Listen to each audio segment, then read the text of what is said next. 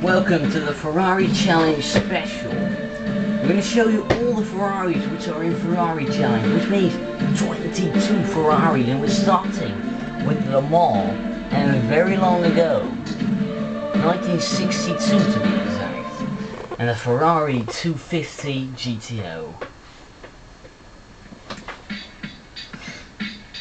Now in this big film, which got a lot of parts, don't know yet how many,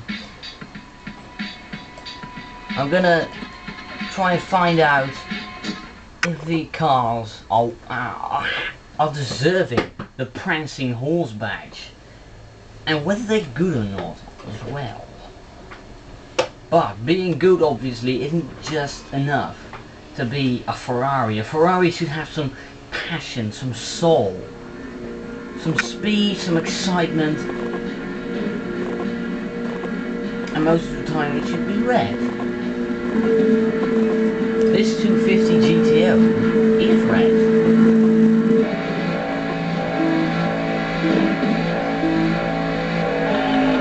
This is one of the Ferraris, was a Le Mans winner of all time. See, it was one of the cars which had to be beaten by Ford with the GT40, and just look at it, it's fabulous. And then you have a big steering wheel and all of that stuff, you know, and a long bonnet with aerodynamic grooves in it, and under that a V12 rests. Yes.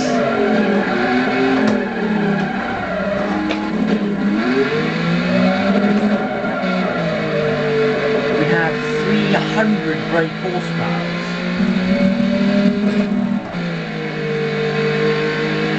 300 in a car which weighs only 1,000 kilograms.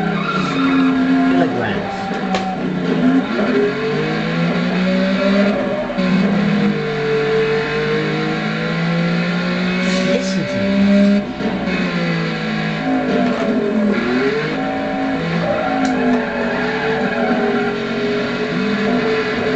Obviously, partly that crash, partly down to the early 60s technology, and mostly down to my driving.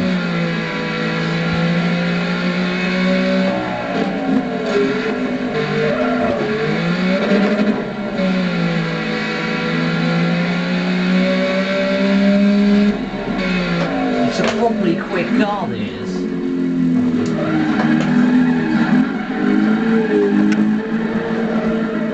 This is a racing car in the old school, when it still was a drive around the track, and not sitting there pointing out for the computers what to do.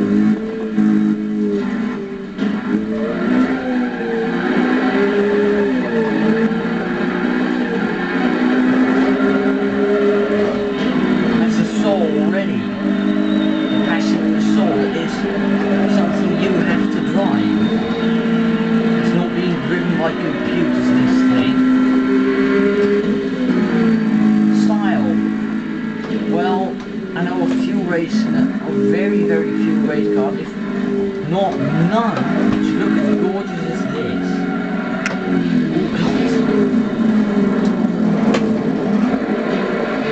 And despite my poor driving, trust me, it drives well, properly well.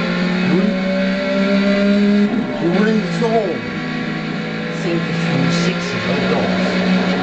Oh God, you wouldn't think that I've got a platinum trophy for this guy. It's fast as well, I mean just eats the speed. No, the miles, that's what I was supposed to say. Even with his racing car pedigree, I think make a nice grand tour in this thing.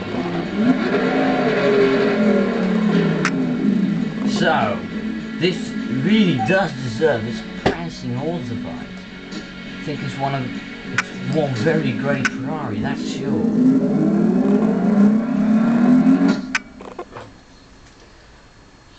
So Le Mans, we're at Le Mans. 47 years have passed since that time. And what Ferrari do we have now then? Which car replaces it 47 years later? Obviously it was replaced a couple of times, but which car do we have now? This. If it's loaded. The F430 GT2. Now unlike the 250 GTO, it's not a very pretty car. The road car is fine, but the racing car 430 isn't. And there is something strange. You see, the 250 GTO was developed and designed to win Le Mans. The 430 GT2 wasn't. It was a road car turned into a racing car. So they've lightened it, they've made it stiffer and everything, but the engine is still producing 490 brake horsepower like in the road car. It's exactly the same engine. And with that rear wing and the yellow lights, they ruined the styling. And the violin thing, that's my work actually.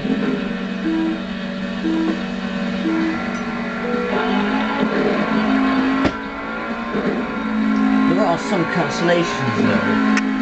It might be 200 kilograms heavier than the old car, but 490 brake horsepower, if you've done the math right, is 190 horsepower more.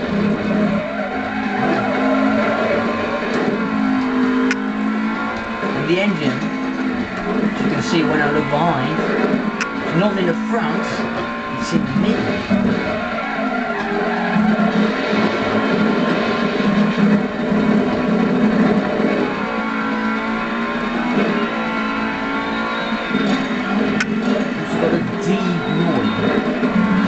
V8 coupled to a couple of active exhausts.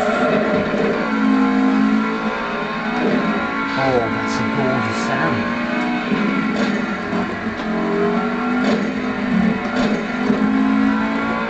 When you change down, I can't show it now, but when you change down, it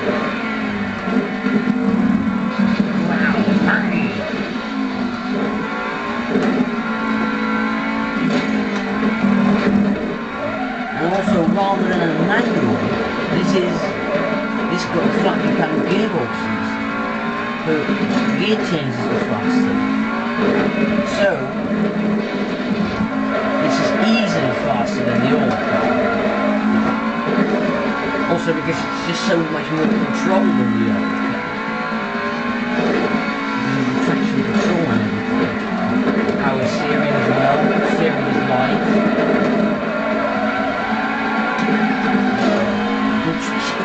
Always keeps you in line. It's a bit shocking this ride. It's a racing car. Very good racing.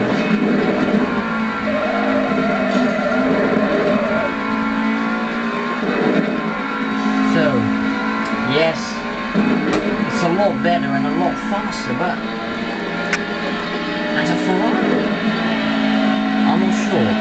It lacks one of the ingredients, which is great styling.